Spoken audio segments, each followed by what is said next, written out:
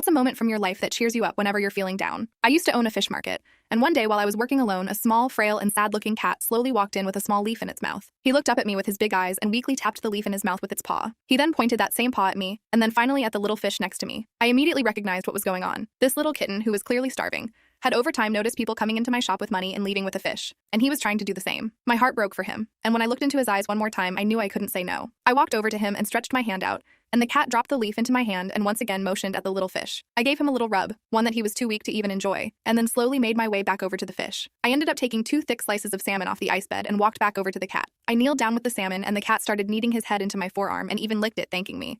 I almost started crying, but I was managing to hold it in, until he stopped kneading me and placed his paw on my hand. I realized this was because he had seen people shake my hand, and so he felt he had to do it too to finalize the deal. I couldn't hold it in anymore at this point, and my tears started flowing. I shook the cat's hand and gave him the salmon, and he happily strutted out of the shop with it in its mouth. I wiped my tears, and I thought that was that, but no, because from that day on, the cat, or Yam as I began calling him, started coming to me with leaves every day. He nearly ran me out of business by flooding my store with leaves after he realized the more money he had, the more fish he could get. Yam came down around the same time every day for his 2 small fish, and the more he did, the more he grew. He had more and more life to him each time he came in, and he never stopped coming in until I closed my shop down. And yes, in case you're wondering, I took him in, and he now has a permanent place to sleep.